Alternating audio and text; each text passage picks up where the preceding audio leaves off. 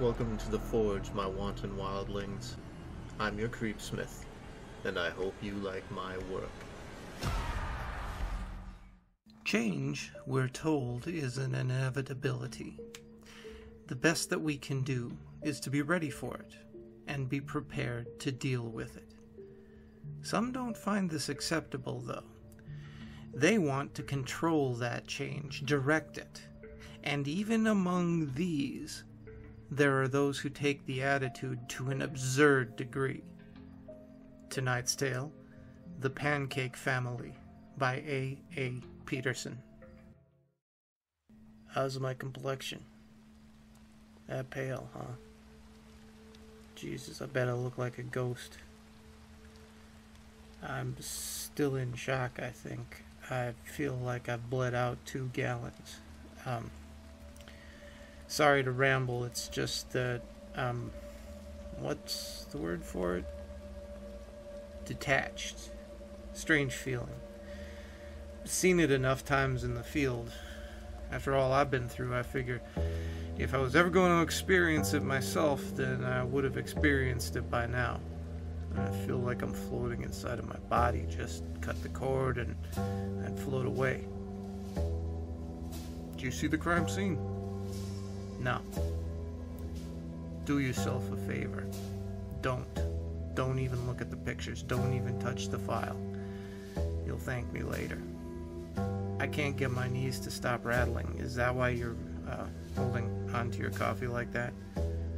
I'm shaking the table, aren't I? Hold on a second, let me back up my chair. There, that's better. Thanks, Hub. Can you confirm for the record that you're waiving your right to an attorney? No, I'm not interested in an attorney. I mean, yes. I'm waiving my right. Sorry. Are you sure? Yes. Let the record show that Detective Hobson Millgate, retired, has waived his right to an attorney. I won't need a lawyer after the DA stops puking and considers taking it public. There's no way they're showing that to a jury. There's nothing harder than mercy sometimes. I did what I had to do. It just happened to be hard and ugly. Are you hungry? No, I think I'd just puke again if you gave me anything. Well, are you ready to begin then? No, but I'm as ready as I'll ever be. What led you to the crime scene on the night in question? Would you believe I was planning a fishing trip before all of this started? Never mind. Well, it was a reporter, name of Stacy Bamer. She contacted me a week ago by email and claimed she had new information on the Driscoll murders. I was the lead investigator, and I'm sure you know the case had gone unsolved for 20 years. The case was cold as ice. I thought it was a gag at first. You know how that can be. Most of the time it's not even on purpose. Everyone thinks they know something that'll crack a case wide open. The Driscoll murders were a big story around these parts. Over the years I must have gotten a couple hundred fake leads. I handed the investigation over to Detective Warren Carroll when I retired. But I didn't want him to be bothered with any of the fake bullshit. I know he's busy with all that new gang activity that's going on. Since she contacted me, I figured I'd check it out for him as a courtesy. Wasn't expecting it to go anywhere. I met her for lunch at Per Year's Cafe. She was a good-looking blonde gal, so she didn't fit the typical profile of, a hoaxer. Not that I put too much faith in profiles. She also might have been one of those creepy gals who gets off on death. God knows I've dealt with enough of those. She seemed normal enough, but I still thought she might be pulling my leg, or maybe she'd been fooled too. But she had a file with her. It contained what appeared to be a confession by the Driscoll. Well, he wasn't a murderer, was he? I really do wish he had been, Would have been so much better for everyone. Can you please fill us in on the relevant details of the Driscoll case? Let's see. Would have been 20 years ago now. As I've said, 20 years ago, there was a disappearance. Now, thinking of all those years, 20 goddamn years, that's a long time. Take your time, Hop. Thanks. The Driscolls were a family of 6 out in the suburbs, upper middle class. Father was an attorney. Mother ran her own business selling pottery out of the house.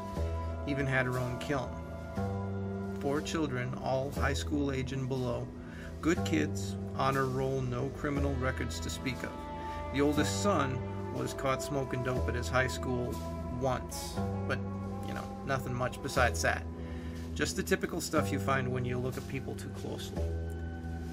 They disappeared October 13th, 1994. No trace was found of the bodies. That's why it made the press go crazy. You still see it show up on some of those unsolved mystery shows. Whole family disappeared and no one saw a thing. No one knew where they went. A neighbor lodged a sound complaint, which is how we found the scene. There was an alarm going off and the neighbor called it in. Figured that it might have been a fire. When no one answered the door, the patrolman went in to investigate. There were obvious signs of a struggle in the youngest daughter's bedroom. The bed had been flipped over and the sheets were torn. We found elevated concentrations of carbon monoxide in the fabric of all the bedspreads except for the youngest daughter's. The alarm was a carbon monoxide detector, which is how we knew to look. The neighbor indicated the sound had been going on for over a day, and he'd been unable to get anyone to answer the door during that time. We also found several aluminum canisters and some hoses in a dumpster a few blocks away. At the time, we assumed the Driscolls had been gassed and disposed of at a different location, except, of course, the daughter, who woke up at the end and put up a struggle. Investigation yielded no leads. Of course, our first thought was that the father did it. We checked it out, but he didn't have motive. No leads to check out. Same with the mother. Surviving family checked out clean, too. Father had a few clients who might have had motive, but the means weren't there. He was a divorce lawyer, not for anybody who could have taken out an entire family without leaving evidence. There was a chemistry teacher who lived 3 blocks away, and we investigated him for a while because of the canisters, but he alibied out. Same with a dentist who lived nearby. The wife had an online flirtation with some kid out in England, but nothing adulterous, and he wasn't even in the country at the time of the murder. We settled, unhappily, on the idea of a random killing. Hardest pieces of shit to catch. Must have sunk tens of thousands of man-hours into this case, tracking down leads. The canisters had been stolen from a laboratory 10 miles away. There was no security footage. We couldn't find any leads on the thief. After more than 6 months, the investigation went cold.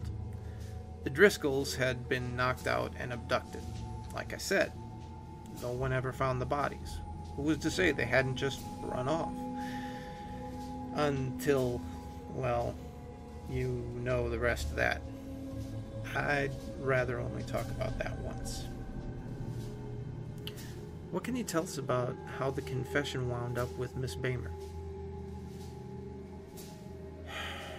She'd been following the case for some years, both personally and as a reporter. Like I said, it captured the imagination of a lot of people, even seemingly normal folks, though it could have been aliens or ghosts or demons. Miss Bamer published a retrospective on the murders, given the 20-year anniversary. It caused renewed interest, which happens from time to time. As usual, I declined to comment, citing lack of new evidence, and I remembered her asking for my quote, though, which is why I accepted the lunch meeting in the first place. After publication of the article, Miss Bamer claimed that she had been sent a file. She wished to have me authenticate it. The most pertinent part of the file was a confession. I assured Miss Bamer that such false documents are not uncommon, especially in older cases like this, and that I'd personally heard of 24 confessions of the Driscoll murders. She was insistent. Once I felt she wasn't trying to pull off a hoax or get off on the idea of talking about a murder, I agreed to the meeting. She stated that it had been mailed to her in the same envelope she showed to me when we went for lunch. Can you describe its contents? Old newspaper clippings outlining the progress of my investigation. They seemed to be appropriately yellowed, so I would guess they were from the trophy book of the perpetrator. There were also 6 photos alleging to be of the individual members of the Driscoll family, as well as several other photos of the facility where they'd been taken. Hands won't stop shaking, see. I'm trying as hard as I can, I just can't make it happen. I'll have to ask the paramedic for a sedative when I'm done with the statement. I don't think I'll be able to sleep otherwise. No, I'm fine for now. Don't want anything to interfere with my recollection for your recording. Just carrying it around in my head is like... Sorry, I'll stay focused. The photos were of the Driscoll family, of course, and at the time I didn't know that. The photos had aged poorly, and they could have been of anyone. It was very hard to distinguish features. However, given the elaborate nature of the file, I figured it did warrant a further look. As to the confession letter, well, it was brief. It gave an address. That's the first thing I noticed. I couldn't locate the address online, which meant that it had to be old. The confession letter said, "Stop printing lies. I never killed anyone. It just took a while to get them ready for breakfast." There was no signature included. I just remembered something. God damn it. We got sent a breakfast menu a month after the disappearance. Someone had drawn a red circle around a picture of pancakes. The letter said, "They're not dead. They're getting ready for breakfast." We put it in the junk lead file. God. Detective Milgate, do you need a moment? I'll have to ask the paramedic for a sedative when I'm done with the statement. Can you make sure they're ready with one? It's gonna be rough. We did try to track down that menu. We could never find out where it had come from. It wasn't any local place. The identifying information had been cut out. Why did you decide to personally investigate the location mentioned in the letter? I wanted to make sure that it wasn't a hoax. I still wasn't convinced. I've had 20 years of people sending me fake evidence. I guess maybe the case captured my imagination too. I always imagined that one day I'd think of something that I'd overlooked and solve the whole thing. It felt unbelievable to have someone dump the whole thing in my lap. I needed to see it with my own eyes. Miss Bamer had pinpointed the location with city records, but neither of us was sure if it was still there. It was an abandoned industrial building. The last time it had a valid mailing address was 50 years ago. Might have caved in for all we knew. I think I also wanted to be the one to crack it, whether or not it was dumped in my lap. The case had hung over my head for 20 years. So Miss Bamer and I agreed to meet there the following morning. Can you describe the scene? Yeah. It was an industrial building, as I stated, approximately 120 feet long, maybe 45 feet wide. Was a wooden structure, and at first the conditions seemed to match the neighboring buildings. However, I noticed the facade had been recently patched in a few locations. Further investigations also revealed that the entrance had been chained and locked. My understanding was that it used to be a sheet metal shop, at least. Excuse me, is there a bucket here? I think I might vomit. Thank you. Oh. Sorry. Thought it was empty. No, I want to get this done with. Then I'm going to want that sedative. I could smell something from inside the building very faintly. I figured that would count as probable cause, not that I needed it as a civilian, but you never forget the way a corpse smells. They were bad enough that they had the same smell. I hadn't forgotten how to pick a lock, so I let myself inside. You know, I really do wish that they had been corpses. I really wish he'd been a serial killer. I really do. You do believe me. Please say you believe me. I do. Can you describe the interior of the building? I'm trying to focus through this. I really am. I'm sorry. It's just that I'd like to go to sleep after this for a very long time. Is that paramedic here? Is it ready? The sedative? Whew, thank God. The warehouse hadn't been abandoned as we were previously led to believe. The interior had a hallway with 6 rooms. The construction was old but visibly newer than the rest of the building. The walls between each room had been soundproofed. There were no windows to the outside or doorways between the rooms themselves. The only access was through the central hallway. I tried to make Miss Bamer leave at that point. The smell inside was stronger. The rooms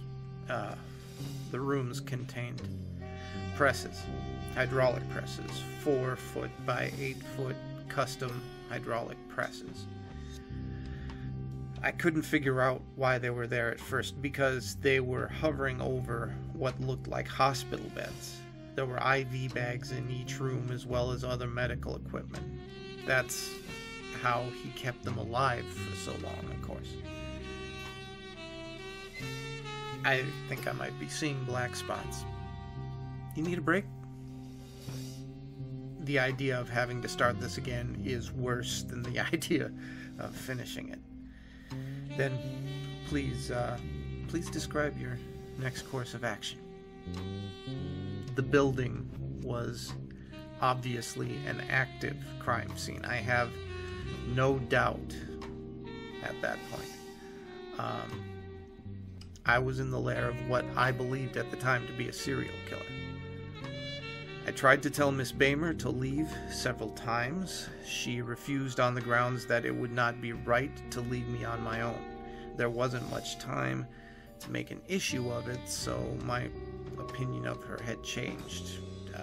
I thought she was a bit nosy, but basically all right, and I didn't think she'd be a liability if she stayed out of my way. I had to make a judgment call as to whether or not I should proceed on my own in case the family was somehow impossibly still alive and perhaps in danger, or if I should leave and call for backup. I told my wife where I was going previously, so I knew my absence would be noted and reported if the worst happened. Neither of us could get cell phone reception. Sorry, rambling.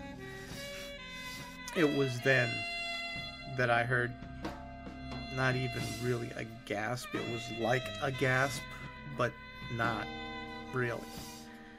I don't want to describe it any more than that. There was a sound.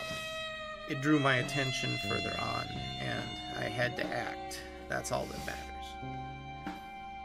There were some stairs at the very far end of the warehouse, descending into a basement.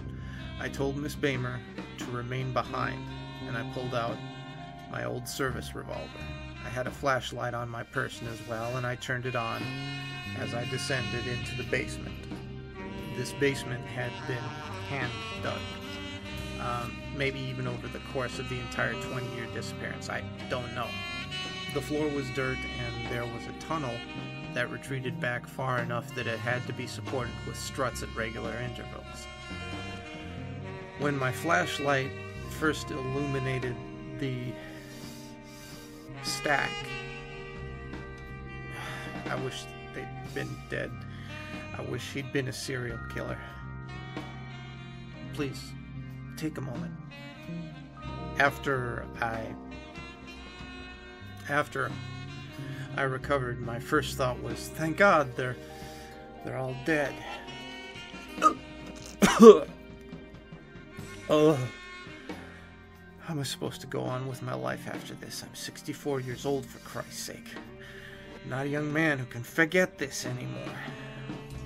When you're young, you have this sense you're invincible, and you're never gonna die. I don't have that to protect me anymore. Look at me whining when they had that done to them. It's my fault. I should have found them. I should have saved them somehow. I'm sorry, Hub. I gotta ask. Can you describe the scene? Yeah. Yeah, I can. I didn't know what I was looking at first. Hell, part of me still don't. It was a stack, maybe 2 feet thick. From the stink and the coloring, it was obviously made of flesh. I thought maybe he'd hacked them up and stacked them in pieces. That would have been bad enough. First thing that alerted me to the truth was the eyeball. On top of the stack, there was a perfectly round eyeball in the middle of a socket that had been distorted to the size of a saucer. That's when I realized what I was looking at. 20 goddamn years of torture, basically. He had the entire Driscoll family under those presses for 20 years, keeping them alive on an IV drip, increasing the pressure on them so very slowly their bodies had time to adapt until they'd all been flattened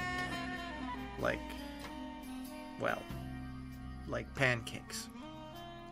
He squished them by about 1/4 inch every year for 20 years. Then he'd pull them out when they were too broken and wretched to move without any chance of recovery, and he stacked them on top of each other. I've got no idea what for, and I don't want to know. And I was still thinking, thank God they're all dead, when the one on the top started gasping again. What did they say? Nothing at first. It couldn't speak without help. I think it would have been Avery Driscoll. Not that I could tell much about the gender or the age, but the hair was blonde where there was hair. The head was a mass of scars. I think the son of a bitch who did this must have removed parts of the skull. I've got no idea how they got her or their heads so flat otherwise. Not as flat as the rest of the bodies, but flat enough. Who the hell knows how their brains handled that? Their lips were punctured by teeth everywhere after the presses had flattened out their noses, I guess. Avery was 14 when she disappeared. Hey, stop shaking. Goddamn weird the way our bodies work, isn't it? what else? There was a machine, a sort of pump. I followed a hose with my flashlight and realized everyone in the stack was hooked up to a pump. I don't think that they could breathe on their own, see, not after a while. There simply wasn't enough volume for their lungs to inflate. There was some sort of opening cut right into each of their chests. There was a switch on the pump. I don't know why I pressed it. I was in a panic. I wanted to do something. Maybe some stupid part of me thought that if I switched it on, they'd inflate and they'd be okay. So I switched it. It increased the volume of air to the topmost hose, and I could hear the pump working harder, which is when Avery Driscoll started to scream. She begged me to kill her. She said other things too. Didn't make much sense. She was in pain, and I hope she was in pain, and I hope she would have gone insane several years previous. Oh my God. Yeah, my thoughts exactly. I didn't know what to do. She wouldn't stop screaming. I believe she was convinced that I was her torturer. A closer look at the eye revealed that it was mostly a mess of white scar tissue. Blind as a bat. You know, I spoke with some burn victims once. They told me that they managed to find meaning and purpose again after a while. I don't know how anyone in the Driscoll family could have done that. Told them my name, told them I was a detective, told them that I was there to help. I repeated it over and over again, knowing, of course, that there was nothing that anyone anywhere could do to help. Then Miss Bamer arrived, drawn by the sound. Before she saw the stack, she told me that I'd screamed and she'd come over to help, but I don't remember having done so. Nevertheless, she arrived. Then she saw the stack and she screamed, but I was intent on Avery. She was able to hear. She'd become lucid for a few moments. It was a strain to understand what was said, but I'll never be able to forget it. Please kill me. It hurts. I don't want to be a monster. Please kill me and tell my family I died a long time ago. I don't know if they're still looking for me. Don't let them know what happened to me. Please kill me. She could still cry, and did, although those tear ducts were too deformed for it to be noticeable. I should have forced Miss Bamer to leave. That's the only action in the matter which I regret more than failing to solve the case 20 years ago. Not just for her sake, but for what she did next. I don't think she could have wounded them any more deeply if she'd tried. She took away the last comfort that any of them in that stack had. See, they'd not been able to speak to one another for 20 years. She said, that's all of them, isn't it? That's the entire Driscoll family.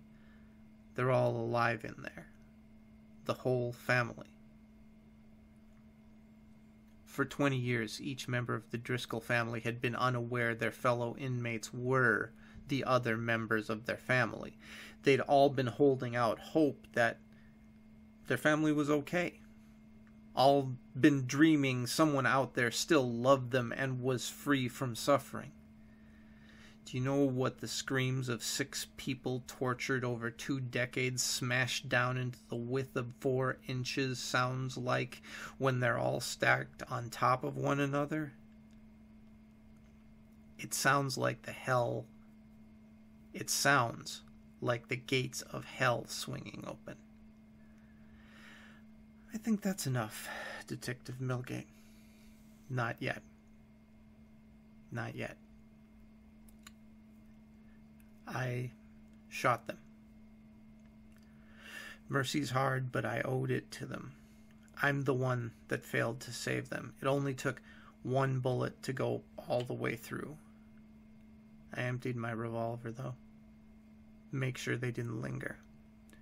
Give them that final piece. It was the only kindness that I had to give them. We left, and we called for backup after that. Neither Miss Bamer nor I wanted to remain with the bodies. I elected not to follow the crime scene investigators back into the basement. I asked if I could make my statement and leave after one of them saw what I had seen. They agreed. Can I have my sedative now? Yes, of course. Thank you. Please show in the paramedic. I'll roll up my sleeve. My wife has diabetes, so I'm well aware of the routine. And please make sure you have the same courtesy available for Miss Bamer. She seemed to have it worse than me after. Poor woman couldn't even throw up or cry.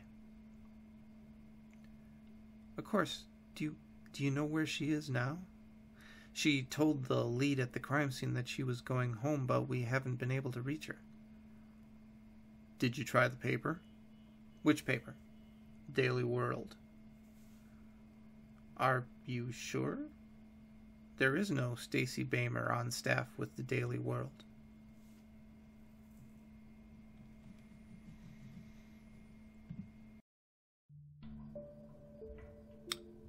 So never, ever trust a control freak with breakfast. Especially not for your family. Stay scary, my wildlings. Appreciate the body you've got. And make the most of your nights.